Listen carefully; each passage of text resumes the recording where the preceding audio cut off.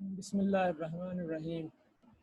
जी students, last time हम जो genetic engineering का डिस्कस कर रहे थे उसमें हमने लास्ट पार्ट डिस्कस किया था जेनेटिक इंजीनियरिंग का, जिसमें हमने कहा था कि जेनेटिक इंजीनियरिंग सिर्फ मॉडिफिकेशन ऑफ जीन के लिए या न्यू एक्सप्रेशन ऑफ जीन्स के लिए ही यूज़ नहीं होती। जेनेटिक इंजीनियरिंग का प्रोसेस हम किसी भी जीन को साइलेंस करने के लिए भी यूज़ करते हैं। मींस हम उसकी एक्टिविटी को रोक देने पे या उसकी जो प्रॉपर्टीज़ हैं जिसकी वजह से वो मेल फंक्शन प्रोड्यूस कर रहा है, हम उस प्रोटीन को दोबारा से प्रोड्यूस होने में पे स्टॉप कर सकते हैं। तो इस तरह की प्रॉपर्टी को हम साइलेंसिंग कहते हैं। तो साइलेंसिंग हमने लास्ट टाइम साइलेंसिंग पढ़ी थी। तो साइलेंसिंग में अगर आप देखें तो हमने कहा था कि ये आपको स्लाइड विजिबल होगी कि ये जो है किसी भी जगह पे इंटरप्शन या सस्पेंशन की जा सकती है जीन की, जो कि ट्रांसक्रिप्शनल लेवल पे हो सकती है या वो ट्रांसलेशनल लेवल पे हो सकती है। दूसरा, हमने इसमें ये कहा कि जब हम इसको ट्रांसलेशनल या ट्रांसक्रिप्शनल लेवल पे करते हैं तो हम डीएनए की मॉडिफिकेशन करते हैं। तो वो हम proper primarily methylation of stone करते हैं बाय एसिटाइलेशन प्रोसेस। और जब हम इसको ट्रांसक्रिप्शन लेवल पे करते हैं तो फिर हम आरएनए के ऊपर एक डाइसर मालिक्यूल लगा देते हैं। डाइसर जो राइबोन्यूक्लियेज होता है ये डाइजेस्ट कर देता है उतने आरएनए के पार्ट को। ट्रांसक्रिप्ट जो कि फिर आगे कॉपी ही नहीं हो सकता, वो उसके साथ अटैच ही नहीं कर सकता हमारे राइबोसोम के साथ। इस तरह से हम किसी न किसी जीन की एक्सप्रेशन को रोक सकते हैं। तो इसको हम प्राइमरीली यूज़ करते हैं साइलेंसिंग को कैंसर जैसी डिजीज़ में।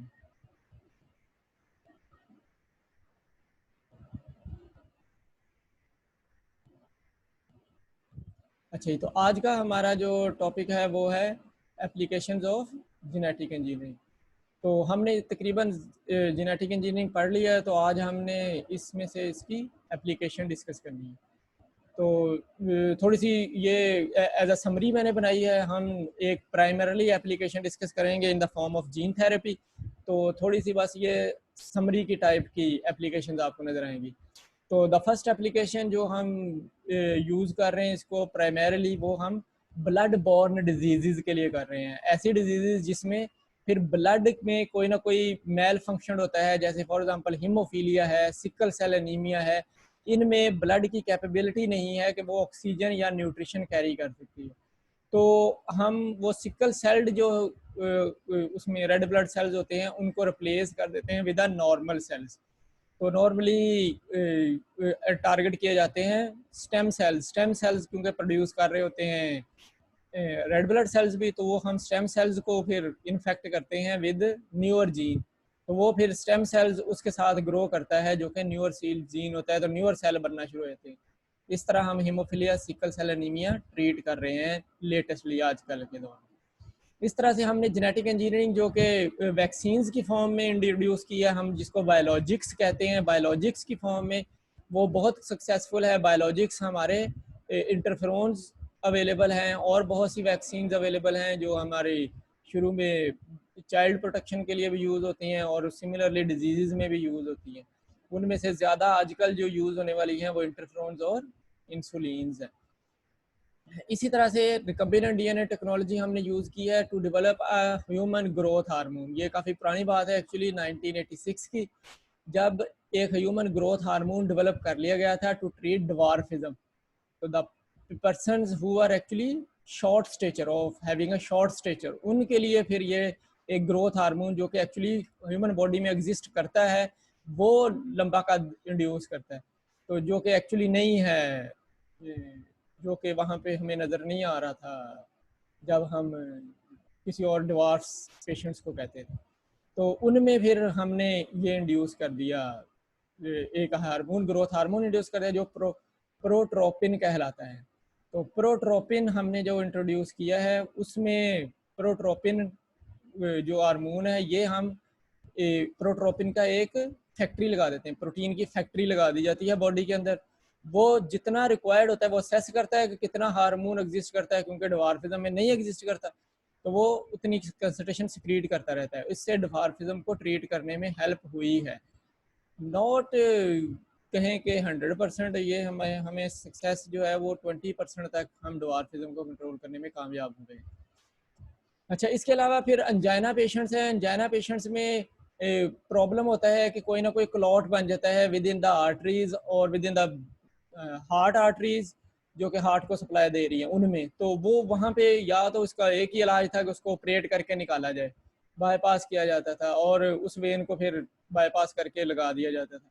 लेकिन ये काफ़ी मुश्किल है। या फिर हम डायरेक्टली इंजेक्शन लगाते थे जो कि ब्लड क्लॉटिंग होते थे, ब्लड डिजॉल्विंग होते थे, क्लॉट डिजॉल्विंग होते थे। तो अब हमने एक इंजाइम ही बना लिया है यूरोकाइनेज के नेम से। ये इंजाइम जो है ये एक बैक्टीरिया का प्लाज्मिड सिक्रीट करता है। तो वो जेनेटिकली इंजीनियर्ड बैक्टीरिया है हमारा, जैसे यानी कि इकोलाई का प्लाज्मिड है। इकोलाई मैंने आपको जनरली एग्जांपल दे दी, लेकिन एक्चुअली इकोलाई नहीं, प्लाज्मिड, हम इकोलाई से आगे चले गए, बहुत ज़्यादा प्लाज्मिड और भी अवेलेबल। तो बैक्टीरिया का इंजीनियर्ड बैक्टीरिया का प्लाज्मिड है, वो हमने वो यूरिकाइनेज बना रहे हैं। तो यूरिकाइनेज हम इंजेक्ट कर देते हैं इनटू द हार्ट। तो वहाँ पे पर यूरिकाइनेज जब सिक्रीट होता है इनटू द वेन जिसके अंदर क्लॉट है, तो ये यूरिकाइनेज जो है वो क्लॉट को डिसॉल्व कर देता है। सिमिलरली ये ट्रैवल करता है थ्रू आउट द ब्लड फिर, तो जहाँ पे भी क्लॉट्स होते हैं उन सबको ये डिसॉल्व करने में हेल्प करता है। अच्छा, इसी तरह एक जो कमर्शियल वैल्यू के हमारे पास माइक्रोबियल सेल्स हैं, उनमें हमने जो मेटाबॉलिक रेट्स हैं उनको कंट्रोल किया हुआ है। बॉडी में हम डिफरेंट तरह के मेटाबॉलिक डिसऑर्डर्स होते हैं, तो मेटाबॉलिक डिसऑर्डर्स को कंट्रोल करने के लिए हमने इंजाइम्स प्रोड्यूस किए हुए हैं। ये हमारा अगला टॉपिक भी होगा, इमोबिलाइज्ड इंजाइम्स के नाम से। तो वो इंजाइम्स जो हैं वो कमर्शियल वैल्यू के लिए हम इन विट्रो भी यूज़ करते हैं और इन वीवो भी यूज़ करते हैं। फॉर एग्जाम्पल यीस्ट को हमने आर्टिफिशियल यीस्ट क्रोमोसोम भी बना लिया है, तो वो यीस्ट को हम यूज़ करते हैं। एक्चुअली है वो यीस्ट, तो यीस्ट इंजाइम है जिसको हम चीज़ इंडस्ट्री में चीज़ बनाने के लिए यूज़ करते हैं। तो हम जो चीज़ वैसे नॉर्मली बनाते थे वो एक एक्सटेंसिव प्रोसेस होता था, अब वो इस यीस्ट के जो हमने नए नए इंजाइम प्रोड्यूस किए हुए इनसे ईजीली हम प्रिपेयर कर सकते हैं। देन हमने किया बहुत सी अटैम्प्ट्स कि हम माइक्रो ऑर्गेनिज्म प्लांट्स में ऐसी प्रॉपर्टी दे दें जो कि प्लांट को एक ज़्यादा अच्छा फर्टिलाइज़र के तौर पे वर्क कर सके। हम क्योंकि फर्टिलाइज़र्स डालते हैं फिर प्लांट्स ग्रो करते हैं, तो हमें ये चाहिए था कि हम सिर्फ और सिर्फ कोई ऐसा ही प्लांट ही ऐसा बना दें जिसमें खुद कैपेबिलिटी हो कि वो नाइट्रोजन को ट्रैप कर सके या नाइट्रोजन उसके अंदर पहले से मौजूद हो। तो अगर नाइट्रोजन ट्रैप कर सकेगा और वो प्लांट्स में कन्वर्ट हो सकती है नाइट्रोजन, क्योंकि उसने नाइट्रोजन में कन्वर्ट करना होता है जो हमने नॉर्मली फर्टिलाइज़र देने होते हैं, तो नाइट्रोजन ने फिर उनको ग्रो करवाना होता है। तो फर्टिलाइज़र की इस तरह से फिर नीड ख़त्म हो जाती है अगर हम ऐसा जेनेटिकली मॉडिफाइड प्लांट ले लें that can trap nitrogen from the environment. अगर वो इन्वायरमेंट से ट्रैप कर ले नाइट्रोजन तो फिर फर्टिलाइज़र की ज़रूरत नहीं रहेगी। तो ऐसी हमने मॉडिफाइड प्लांट्स बना लिए हैं। इसी तरह हमने कुछ फूड्स ऐसी जेनेटिकली मॉडिफाइड बना ली हैं जो फूड हम जेनेटिकली मॉडिफाइड क्रॉप से लेते हैं। तो ये जो फूड हमने कहा जैसे पोटैटोज़ हैं, ये हम क्रॉप से लेते हैं। हमने डिफरेंट टाइप्स की और वेजिटेबल्स लेनी होती हैं फूड की। उनमें प्रॉब्लम ये होता है कि उनमें जब हर्ब्स या शर्ब्स या कोई और फंगल डिजीज़ हो जाती हैं या कोई और ग्रो कर जाती है ऐसी फंगस, तो उसकी वजह से फिर क्रॉप्स में जो फूड की क्वालिटी है वो कंप्रोमाइज हो जाती है, या फूड जो है वो मेल नर्स्ड फूड आना शुरू हो जाती है। तो इसके लिए फिर हमने अब जेनेटिकली मॉडिफाइड क्रॉप्स बना लिए हैं। ये क्रॉप्स जो हैं वो रेजिस्टेंट हैं कि उनमें कोई हर्ब ग्रो कर सके, उनमें कोई शर्ब ग्रो कर सके, या उनको कोई फंगल डिजीज हो सके, फंगल वायरस या वायरसेस, उनको फंगल डिजीज हो सके या वायरल अटैक हो सके। तो वो क्रॉप उसके अगेंस्ट रेजिस्टेंट होती है, उसका जीन उसको पहले ही किल करने की एबिलिटी रखता है। सिमिलरली जो रिकम्बिनेंट टेक्नोलॉजी की हमारे फील्ड है, इसने रेवोल्यूशनाइज कर दिया है हमारे कैंसर के तमाम फील्ड को। इसमें जो जीन एक्सप्रेशन है या जीन साइलेंसिंग है या जीन की ट्रैकिंग है, इसने रिसर्चर्स को जो भी सिंगल डेलेटीरियस अलील यानी कि पार्ट ऑफ अ जीन, एक साइड एक जीन का एक जो जीन एक्सप्रेसिव होता है वो अलील कहलाता है।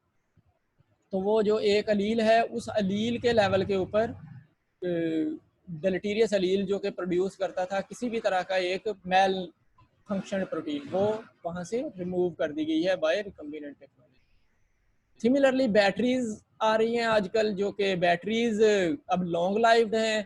इस तरह बैटरीज जो हैं वो इन्वायरमेंट फ्रेंडली हैं। पहले बैटरीज जो हैं वो पार्टिकल शेड करती थी, यानी कि कार्बन के पार्टिकल शेड करती थी। तो कार्बन का जो शेड होता है उसकी वजह से इन्वायरमेंट जो है वो इन्वायरमेंट को बहुत ज़्यादा प्रॉब्लम हो रहे हैं। इन्वायरमेंट में जो ओजोन की लेयर है वो डिस्ट्रॉय हो रही है, जिसकी वजह से फिर हमारा टेम्परेचर भी बढ़ रहा है और ओवरऑल बायोबर्डन बढ़ रहा है। तो उसकी वजह से फिर लिथियम ऑयन बैटरी बना ली हमने। लिथियम ऑयन जो है ये जेनेटिकली मॉडिफाइड वायरसेस हैं जिन्होंने लिथियम ऑयन कंस्ट्रक्ट किया, जिससे हमने ये लिथियम ऑयन की सेल्स बनाए हैं। बैटरीज के अंदर जो सेल लगे होते हैं ये लिथियम ऑयन के, तो लिथियम ऑयन के हमने जेनेटिकली मॉडिफाइड वायरस को यूज़ करके वो लिथियम ऑयन को उस फॉर्म में कन्वर्ट किया है। तो वो अब जो लिथियम ऑयन बैटरी है वो इन्वायरमेंट फ्रेंडली है, वो कार्बन शेड नहीं करती। ये कुछ summary of applications of genetic engineering है। अगला हमारा फिर एक proper application of genetic engineering जो है उसको हम जीन थेरेपी कहते हैं। यानी कि ह्यूमंस में अगर हम अप्लाई करें, जो मैंने आपको सारी पहले बताई हैं वो कुछ मल्टीपल एस्पेक्ट्स थे जेनेटिक इंजीनियरिंग के। अब अगर हम ह्यूमंस में जब जेनेटिक इंजीनियरिंग को अप्लाई कर रहे हैं तो उसमें फिर हमारे पास जीन थेरेपी एक हमारा फील्ड है जिससे हम जेनेटिक इंजीनियरिंग अप्लाई करते हैं। तो इसकी बेसिस ये है कि ह्यूमन में बहुत सी डिजीज़ हैं जो सिर्फ और सिर्फ एक सिंगल फॉल्टी जीन की वजह से होती हैं। और वो faulty gene, single faulty gene, एक जीन, सिर्फ थाउजेंड्स ऑफ जीन्स हैं ह्यूमन बॉडी में, तो उनमें से सिर्फ एक फॉल्टी जीन होने की वजह से वो जो पर्सन है वो पेशेंट हो जाता है और वो सर्वाइव नहीं कर सकता, या उसको सर्वाइव करने के लिए हमें उसको ब्लड ट्रांसफ्यूज कराना पड़ता है या हमें उसका ऑर्गन ट्रांसप्लांट करना पड़ जाता है। तो ऐसी बहुत सी प्रॉब्लम्स हैं, यानी कि ये जेनेटिक डिजीज़ बन जाती है। तो वो जीन क्योंकि इस तरह का होता है तो जीन इसी तरह से उसको आगे कैरी करता है। तो जैसे एक सिंगल फॉल्टी डिजीज़ है, उसमें सिकल सेल एनीमिया है, हीमोफीलिया है, सिस्टिक फिब्रोसिस है, इस तरह बहुत सी बड़ी बड़ी और भी डिजीज़ हैं। ये डिजीज़ जो है वो सिंगल फॉल्टी जीन से होती है। तो अगर हमने ये कहा कि अगर हम ये एक जीन यहाँ से रिप्लेस कर दें, ये वाला जीन जो फॉल्टी जीन है इसको हम करेक्ट कर दें, या हम इसमें इसकी जगह कोई और नया जीन डाल दें जो कि अबनॉर्मल जीन की जगह नया नॉर्मल जीन लग जाए, तो फिर जो ये सिकल सेल एनीमिया हो रहा था या सिस्टिक फिब्रोसिस हो रहा था वो नहीं होगा। वो पेशेंट नॉर्मल प्रोटीन बनाएगा, वो सिकल सेल की प्रोटीन नहीं बनाएगा, वो सिस्ट नहीं बनेंगे उसके अंदर, तो वो पेशेंट नॉर्मल प्रोटीन बनाना शुरू हो जाएगा। तो ये ही हमारी नॉर्मली बेसिस हैं जीन थेरेपी की, कि हम इसकी बेस के ऊपर जीन थेरेपी रन करते हैं।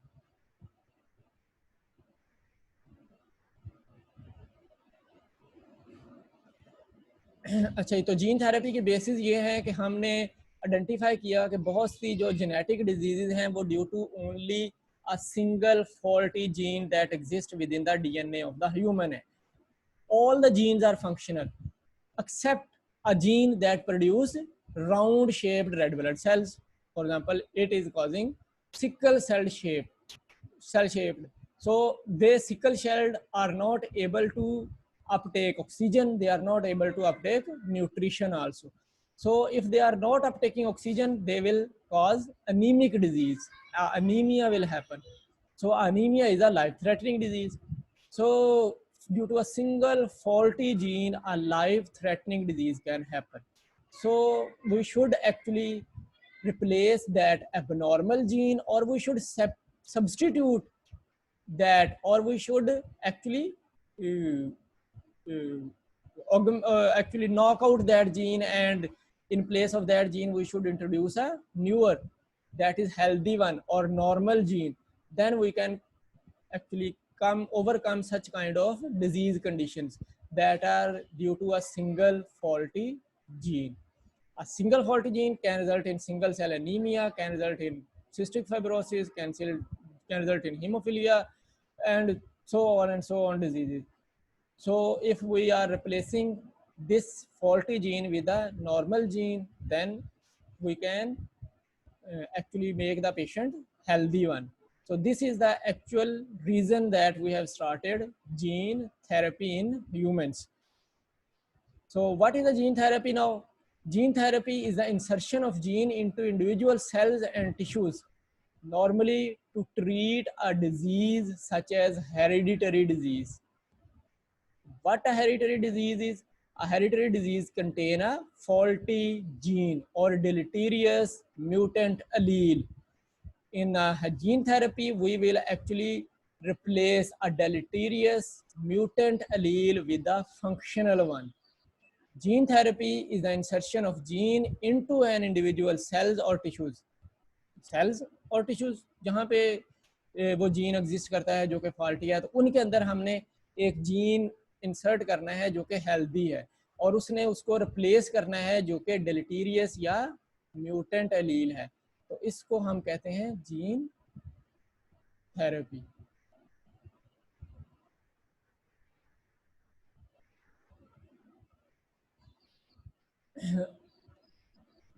अच्छा जी, अगर हम इसको पढ़ें तो फिर दो टाइप्स की हमने जीन थेरेपी जो है नॉर्मली कंडक्ट करते हैं.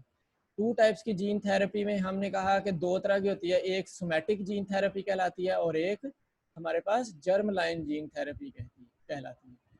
सोमैटिक सोमा से है, सोमा मीन्स बॉडी है. Somatic gene therapy means if we are adopting a gene therapy for a patient for his or her own body, it will not be transferred to the new generation or the next generation, to the offspring. It will not be transferred to the offspring. Then it will be a somatic gene therapy. In the somatic gene therapy, we are actually targeting a patient only. We are modifying the gene at the level of translational level, not at the transcriptional level. So in the translational level, अगर हम उसको replace कर देंगे तो वो फिर protein बनाएगा जो कि फंक्शनल होगी, वो प्रोटीन नहीं बनाएगा जो कि फंक्शनल नहीं होगी. लेकिन ये क्योंकि सेल्स और टिश्यूज जो कि ट्रांसलेशनल लेवल पे थे उनको टारगेट किया गया, तो ये हमने जर्म सेल्स को टारगेट नहीं किया. तो जर्म सेल्स को टारगेट ना करने की वजह से ये ट्रांसफर नहीं होगी अगली जनरेशन में. अगली जनरेशन में अगर ये डिजीज हेरिडिटरी है तो वो अगली जनरेशन में वैसे ही आ जाएगी उसी चांसेस के तौर पे जिस चांसेस पे डिजीज चलती है. ऐसी थेरेपी जो है वो सोमैटिक जीन थेरेपी कहलाती है. Secondly germ line gene therapy होती है.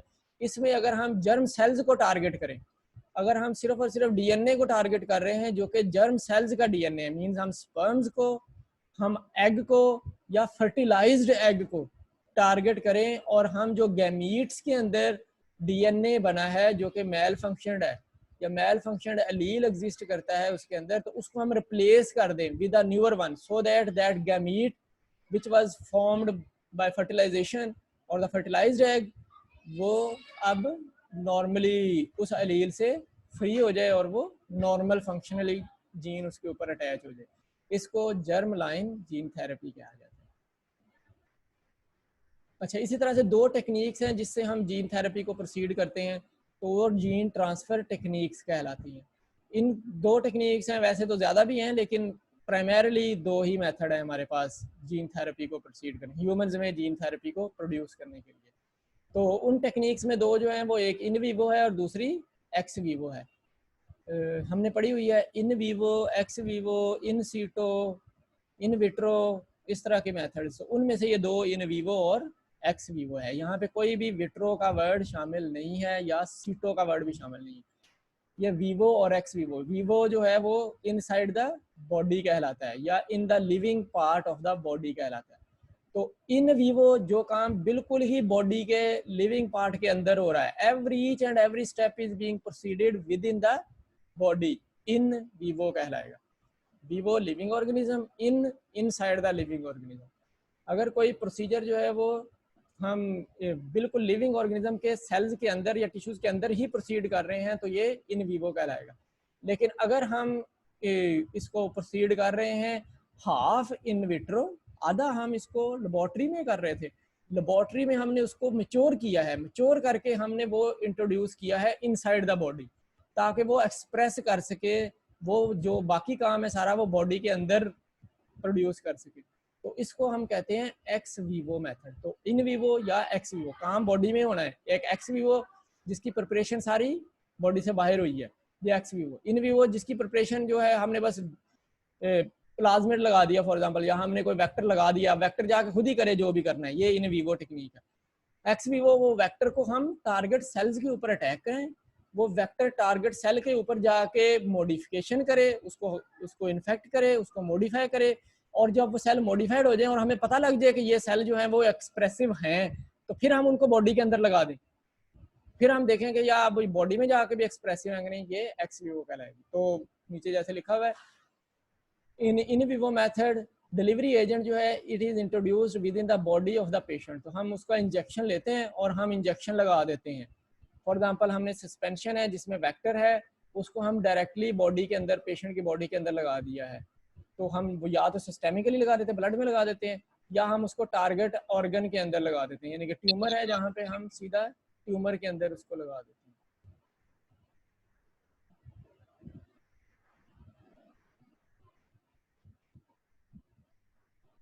अच्छा, इसी तरह से जो एक्स वीवो मेथड है उसमें हमने कहा कि जो हम बॉडी से ले लेते हैं वो वाले सेल जो कि इन्फेक्टेड सेल्स हैं, वो वाले सेल्स जो कि डिजीज्ड सेल्स हैं। तो नॉर्मली अगर हम मायोब्लास्ट, फिब्रोब्लास्ट, मायोब्लास्ट या फिब्रोब्लास्ट से जनरेट होने वाली, यानी कि ये स्टेम सेल से, क्योंकि red blood cell stem cell से बनते हैं, बहुत बॉडी के बाकी सेल्स भी स्टेम सेल से बनते हैं। तो स्टेम सेल्स जो हैं वो मायोब्लास्ट बनाते हैं, स्टेम सेल जो है वो फिब्रोब्लास्ट बनाते हैं, और फिर वो ब्लड के अंदर मूव करते हैं, या उससे फिर ब्लड सेल्स बनते हैं। तो अगर हम बॉडी से स्टेम सेल्स को निकाल लें, बॉडी से हम मायोब्लास्ट या फिब्रोब्लास्ट को निकाल लें, या हम ये सिंथेटिकली बना लें, हम इनसाइड द लेबोरेटरी बना सकते हैं स्टेम सेल्स को, हम इनसाइड द लेबोरेटरी बना लेते हैं मायोब्लास्ट को, फिब्रोब्लास्ट को। तो ये सिंथेटिक स्टेम सेल्स कहलाते हैं। तो या नेचुरल स्टेम सेल्स कहलाते हैं या सिंथेटिक। तो सिंथेटिक स्टेम सेल्स जो हैं वो हमने ड्राइव किए हुए हैं बहुत से जो इन विट्रो टेक्निक्स हैं उनमें हमने खुद से बनाए हुए हैं। तो हम बॉडी से या निकाल लें स्टेम सेल्स, या फिर हम लेबोरेटरी में स्टेम सेल्स को डिज़ाइन कर लें। इन बोथ वेज अगर हम ये डिज़ाइन कर लेंगे और फिर उसके ऊपर हम वो ड्रा कर लें हम, और उसको हम ट्रीट करें वेक्टर के साथ, हम वेक्टर का उसके ऊपर रिएक्शन करवाएं। तो फॉर एग्जांपल हमने एक पेट्री डिश ली है, petri dish contains a media in which stem cells can survive. उसमें एक मीडिया है जिसमें स्टेम सेल्स सर्वाइव करते हैं। कोई न्यूट्रिशनस मीडिया होता है जिसमें फिर स्टेम सेल्स ग्रो कर सकते हैं, इसके अलावा स्टेम सेल्स ग्रो नहीं कर सकते। तो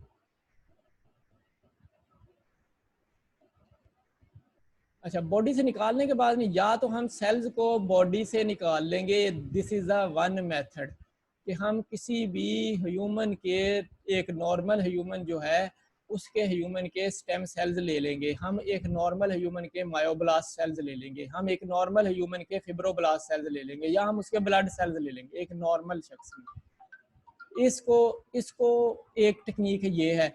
या फिर हम ये सारे के सारे सेल्स आर्टिफिशियली बना लेंगे। तो हमने आर्टिफिशियल बनाए हुए जो कि ज़्यादा स्टेबल हैं एज कम्पेयर टू दो सेल्स जो कि हमारे सेल्स हमने नॉर्मली बॉडी से विड्रॉ किए हुए हैं। बॉडी से विड्रॉ करने वालों की स्टेबिलिटी प्रॉब्लम बहुत ज़्यादा है, वो हमारे मीडिया में स्टेबल नहीं रहते, मीडिया में सर्वाइव नहीं करते, जो हमारा न्यूट्रिशनस मीडिया होता है।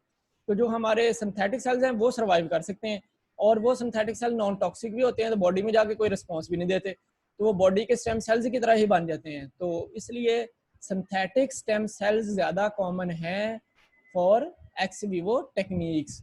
तो सिंथेटिक स्टेम सेल्स बना लिए हैं हमने, सिंथेटिक मायोब्लास्ट बना लिए हैं, सिंथेटिक फिब्रोब्लास्ट बना लिए हैं। इनको हमने ट्रीट किया है वेक्टर के साथ in laboratory outside the body. हमने इनको इन्फेक्ट किया है वेक्टर के साथ। तो वेक्टर ने जब मायोब्लास्ट को, फिब्रोब्लास्ट को या स्टेम सेल्स को इन्फेक्ट कर दिया, तो वो इन्फेक्ट करने से वेक्टर ने उनके अंदर जीन को इंसर्ट कर दिया। जब वो जीन के साथ इंसर्ट हुआ तो हाइब्रिड स्टेम सेल्स बन गए, या हाइब्रिड मायोब्लास्ट बन गए, या हाइब्रिड फिब्रोब्लास्ट बन गए, क्योंकि जो वेक्टर की एबिलिटी थी कि वो दूसरे के अंदर एक्सप्रेस कर सकता था, वो उसने एक्सप्रेशन शो की। तो एक्सप्रेशन की वजह से वो जो स्टेम सेल्स है वो अब मॉडिफाई हो गए होंगे।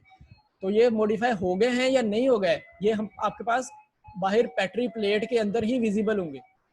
आप इनका एनालिसिस कर सकते हैं कि ये स्टेम सेल्स के अंदर जो जेनेटिक मेकअप है क्या वो चेंज हो गया है या वो नहीं हुआ। या स्टेम सेल्स के पास अपना जेनेटिक मटेरियल है और जो इंड्यूस है वो भी उनके साथ अटैच्ड है। आइदर वो रिप्लेस होके नया लग गया है तो हाइब्रिड बन गया है, या फिर वो ऐसा हाइब्रिड बन गया है जिसमें अपना भी है और उसके साथ दूसरा भी अटैच हो गया है। तो ये हम उसका जेनेटिक मेकअप वहीं से इन विट्रो, वहीं से प्लेट से सैंपल लेके चेक कर लेते हैं। तो जब ये हमें पता लग जाता है कि ये जो हमारे स्टेम सेल्स हैं वो इन्फेक्ट हो गए हैं और वो इन्फेक्ट होने के बाद मॉडिफाई हो गए हैं, जीन थेरेपी उनमें हो गई है, अब स्टेम सेल्स रेप्लिकेट कर रहे हैं, तो वो नॉर्मल स्टेम सेल बन रहा है, नॉर्मल मायोब्लास्ट बन रहा है, नॉर्मल फिब्रोब्लास्ट बन रहा है, और उससे जो रेड ब्लड सेल या कोई भी ब्लड सेल बन रहा है वो नॉर्मल शेप का बन रहा है। तो उन सेल्स को फिर हम बॉडी के उन स्टेम सेल्स को, उन फिब्रोमायोब्लास्ट को या फिब्रोब्लास्ट को हम डायरेक्टली बोन मैरो के एरिया में, बोन मैरो एरिया में डाल देते हैं, लगा देते हैं। तो वहाँ पे बोन मैरो में, बॉडी में फिर दोनों तरह के स्टेम सेल्स होते हैं। वो स्टेम सेल्स तो एक कैंसर सेल्स होते हैं, bone marrow cells cancer cells होते हैं, ये बड़ी जल्दी रेप्लिकेट करते हैं और बड़ी जल्दी डाई करते हैं, लेकिन ये हमेशा रेप्लिकेट करते ही रहते हैं स्पीड। तो जो हमने नए लगाए होते हैं वो भी रेप्लिकेट करके वहाँ पे एक कल्चर बना देते हैं, जो पुराने हैं वो भी कल्चर बना देते हैं। अल्टीमेटली सर्वाइवल ऑफ फिटेस्ट होता है, वो दोनों सेल्स बनाते हैं, वो दोनों एक्सप्रेस करते हैं, रेड ब्लड सेल बनते हैं, वो दोनों बॉडी में सर्कुलेट करते हैं। यानी कि पहले सिकल सेल बन रहा था वो भी बॉडी में सर्कुलेट करेगा, अब नॉर्मल सेल बन रहा है वो भी बॉडी में सर्कुलेट करेगा। तो दोनों जब सर्कुलेट करेंगे तो बॉडी फिर सर्वाइवल ऑफ फिटेस्ट कर, उनमें से उन स्टेम सेल्स को वो खत्म करना शुरू कर देगी जो कि एक्चुअली या नॉर्मल सेल बना रहा है या वो मेल फंक्शनल सेल बना रहा है। ये तो बॉडी के ऊपर डिपेंड करता है कि वो किसको समझे कि ये फॉरेन जीन है, ये मेरे बॉडी का नहीं है। अगर तो हाँ वो हमारा जो लगाया हुआ स्टेम सेल है, हाइब्रिड स्टेम सेल है, उसको अडॉप्ट कर लेती है तो जीन थेरेपी सक्सेसफुल है। उससे क्या होगा कि पेशेंट की बॉडी जो है वो दोबारा से नॉर्मल प्रोटीन बनाना शुरू कर देगी और वो स्टेम सेल्स रेप्लिकेट करते रहेंगे और ओल्डर स्टेम सेल्स जो है वो उनको रिप्लेस कर देंगे। तो जब वो रिप्लेस कर देंगे तो ह्यूमन के अपने जो सेल्स हैं बॉडी के स्टेम सेल्स वो ख़त्म होना शुरू हो जाएंगे, और जो हमारे hybrid cell, synthetic hybrid cell थे जो हमने लगाए हैं बॉडी के अंदर, वो वाले स्टेम सेल्स उनको रिप्लेस कर देंगे और वो उनकी जगह ले लेंगे। अब वो नॉर्मल बॉडी का पार्ट कहलाएंगे, वो पहले वाले बॉडी का पार्ट नहीं कहलाएंगे। तो जो हमने बाहर से लगाए हैं वो फॉरेन कहलाते हैं, जो हमारी बॉडी के अंदर हैं वो हमारे अपने सेल्स हैं। तो अगर हम फॉरेन सेल्स जो हैं वो आके वहाँ पे प्लेस ले लें और वो रेप्लिकेट करना शुरू कर दें तो it will be success of gene therapy. और अगर वो जो हमारी बॉडी के ही स्टेम सेल्स थे जो मेल फंक्शन प्रोटीन बनाए थे, they overcome the stem cells which we have induced with in the organism, तो वो फिर इनको डाइजेस्ट कर जाते हैं, इनको ख़त्म कर देते हैं और वो ओल्डर स्टेम सेल्स रहते हैं, तो जीन थेरेपी फेलियर हो जाता है। तो जीन थेरेपी का जो एक्चुअली हमारा सक्सेस रेट है वो कम है, वो इसी वजह से कम है कि फेलियर बहुत ज़्यादा है, हमारे सेल सर्वाइव नहीं करते। अच्छा, जब भी हमने जीन थेरेपी करनी है तो क्योंकि हमें वेक्टर्स चाहिए होते हैं, तो देर आर मल्टीपल वेक्टर्स जो कि हम in vivo methods of gene therapy में यूज़ करते हैं। इन विट्रो में, एक्स विवो में आप कोई भी वेक्टर ले सकते हैं क्योंकि वो आउटसाइड द बॉडी है, उसने वहाँ बॉडी के अंदर जाके डिजीज़ कॉज नहीं करनी। वो जब तक स्टेम सेल्स को इन्फेक्ट करे, स्टेम सेल्स इस काबिल नहीं हो जाते कि वो एक्सप्रेसिव हो, उस वक्त तक हम उनको नहीं लगाते। अंडरस्टैंडेबल है, उनको हम नहीं लगाते। तो इसलिए जो एक्स विवो टेक्निक के हैं वो तो ठीक है, लेकिन जब हमने in vivo method of therapy adopt करना होता है तो उसके लिए फिर हम कुछ वेक्टर्स यूज करते हैं जो कि टॉक्सिक ना हो बॉडी के लिए, हमारी बॉडी के लिए वो कोई मेल फंक्शन प्रॉपर्टी ना दें, क्योंकि ये सिंथेटिक स्टेम सेल्स और फिर उनको इन्फेक्ट करना विद अ वायरस ये काफ़ी एक्सपेंसिव टेक्निक है, तो बहुत ज़्यादा एक्सपेंस आ जाता है इस डिलीवरी सिस्टम के ऊपर। और इन विवो में वेक्टर बना के उसको इंजेक्ट कर देना बॉडी के अंदर, इसके ऊपर कॉस्ट कम है, तो ज़्यादातर पेशेंट जो है वो कॉस्ट कम की तरफ जाता है, तो वो इन विवो टेक्निक की तरफ जाता है। तो इन विवो की टेक्निक को सक्सेसफुल होने के लिए हमें चाहिए कि वो जो हम वेक्टर वहाँ पे इंड्यूस करें वो नॉन पैथोजेनिक हो, वो नॉन डिजीज़ काजिंग, वो डिजीज़ काज ना करे। तो इसके लिए फिर हम नॉर्मली वायरल वेक्टर यूज़ करते हैं, क्योंकि वायरस को हम इस तरह से कर सकते हैं कि वो डिजीज कॉज ना करे। इसको हम क्रिपलिंग कहते हैं, क्रिपल्ड वायरल वेक्टर यूज किए जाते हैं and those viruses are crippled. Crippled means कि वो रेप्लिकेशन डिफेक्टिव हैं, they can not replicate. If the virus can replicate it will move to a lytic cycle. हमने ये शुरू में पढ़ा, there are two cycles which a virus can live, a lytic cycle or a lysogenic cycle. If virus can replicate within the bacterium by controlling the host DNA, then it will proceed to a lytic cycle, वो उसको burst कर देगा और बहुत से virus अंदर से निकल आएंगे। If it cannot replicate, then it will transfer its DNA to the DNA of bacterium or the tissues or the cells जो कि host के हैं उनको ट्रांसफर कर देगा। तो होस्ट जो है फिर जब रेप्लिकेट करेगा तो वो इस डीएनए को भी रेप्लिकेट साथ करेगा जो कि इसके साथ पार्ट बन गया है।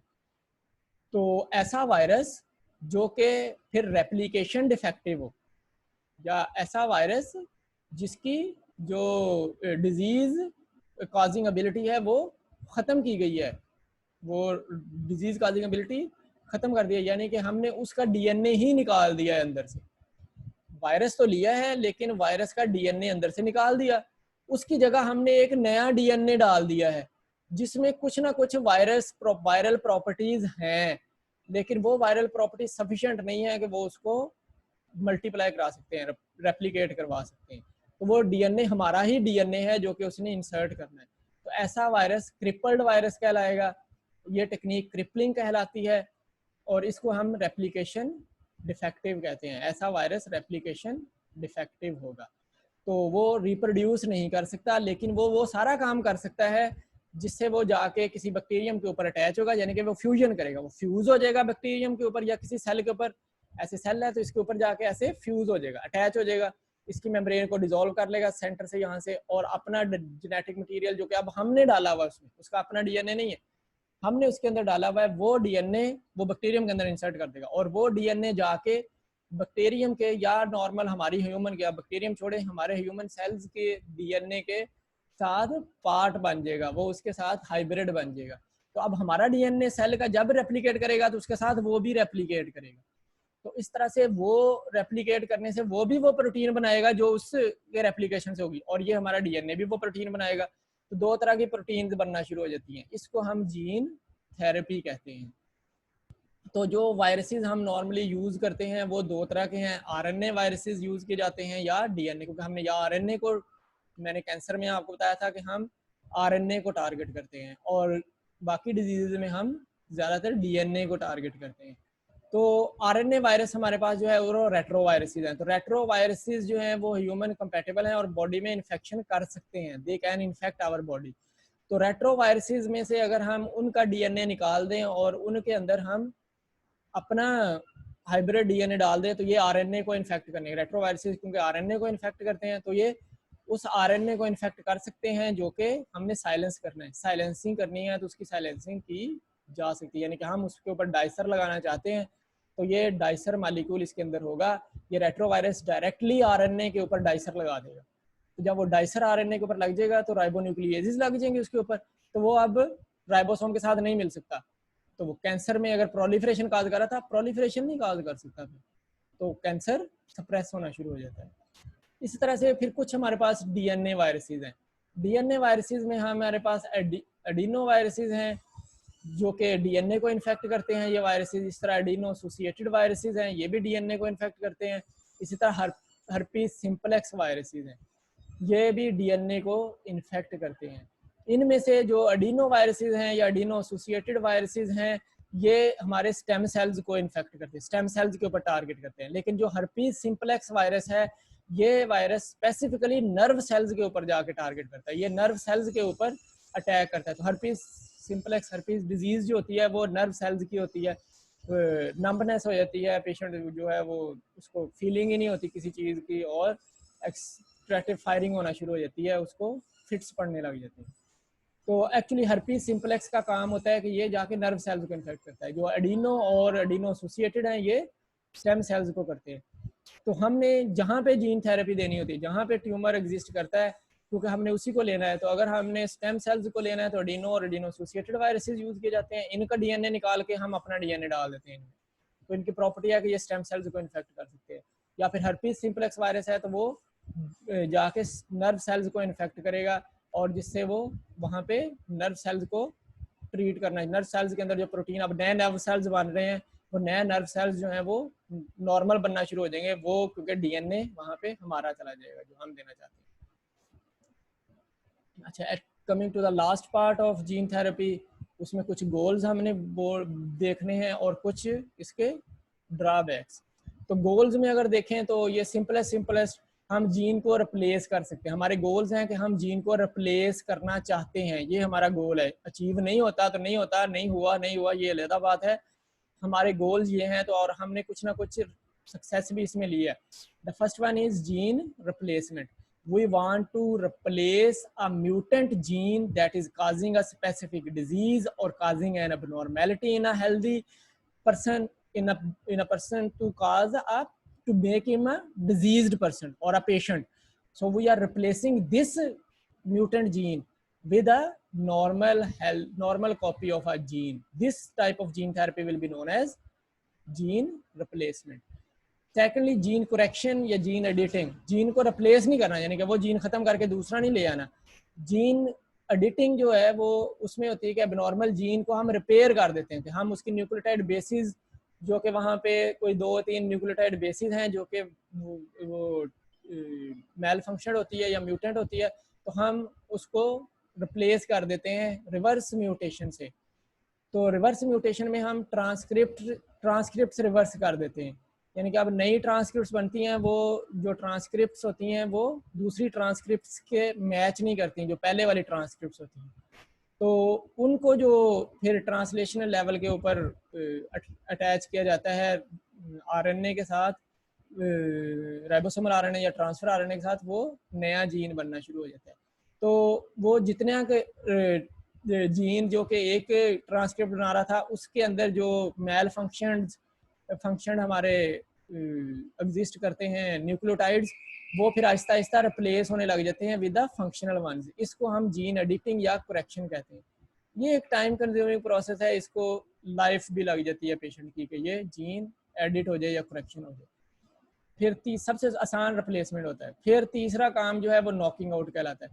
नॉकिंग आउट में हम कहते हैं कि हम इनएक्टिवेट या म्यूटेंट जीन को बिल्कुल ही निकाल दें, यानी कि हम उसका डीएनए निकाल दें वो जो कि मेल फंक्शन है, और हम उसकी जगह नया डाल दें, और ये अभी तक हम सक्सेसफुल नहीं हुए। चौथा जो है वो है जीन ऑगमेंटेशन। जीन ऑगमेंटेशन से मुराद है कि हम उसकी एक्टिविटी को बढ़ा लें।